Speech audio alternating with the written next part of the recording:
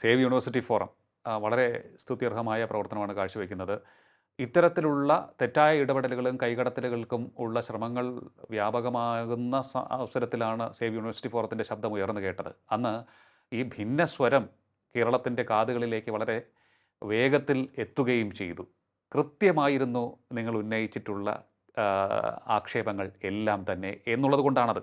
പക്ഷേ എനിക്ക് തോന്നുന്നു ഈ ഉന്നത വിദ്യാഭ്യാസ മേഖല ആയതുകൊണ്ടായിരിക്കണം പൊതുജനങ്ങൾക്ക് ഇതിൽ എത്രത്തോളം ഇൻട്രസ്റ്റ് ഉണ്ട് എന്നുള്ള ഒരു സംശയമാണ് ഇപ്പോഴും എനിക്ക്. അവർക്കൊക്കെ നേരിട്ട് അനുഭവം വരുന്ന ഓരോ വിഷയങ്ങളിൽ മാത്രമാണല്ലോ ഈ വൈകാരികമായിട്ടുള്ള പ്രകടനങ്ങളും കൃത്യതയോടെ ഇടപെടലുകളും ഉണ്ടാവുക. അല്ല, അതിന് കാര്യം എന്താ അറിയോ, യൂണിവേഴ്സിറ്റി സിസ്റ്റം വളരെ കോംപ്ലിക്കേറ്റഡ് ആണ്.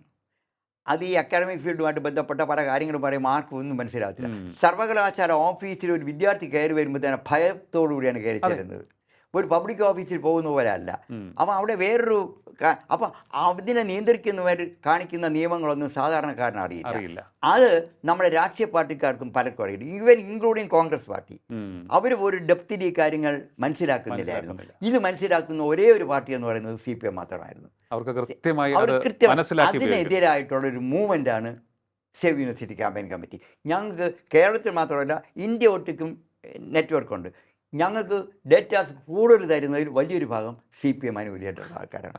അതിന് ഞങ്ങൾക്ക് വലിയ സന്തോഷമുണ്ട്. കാരണം നമ്മൾ ചെയ്യുന്ന കാര്യങ്ങൾ വളരെ സത്യസന്ധമായി രാഷ്ട്രീയത്തിന് അതീതമായാണ് എക്സ്പോസ് ചെയ്യുന്നത്. പക്ഷേ എക്സ്പോസ് ചെയ്യുമ്പോൾ എല്ലാം നടക്കണമെന്നില്ല, എങ്കിലും അത് പൊതുജന മധ്യത്തിൽ കൊണ്ടുവരാൻ കഴിയുന്നു എന്നുള്ള ഒരു കൃതാർത്ഥ നമുക്ക്. തീർച്ചയായിട്ടും അത് ഇനിയും ശക്തമായി തന്നെ തുടരട്ടെ. ഈ സേവ് യൂണിവേഴ്സിറ്റി ഫോറത്തിൻ്റെ പ്രവർത്തനങ്ങൾ അതിനെല്ലാ ഭാവങ്ങളും നേരുന്നു.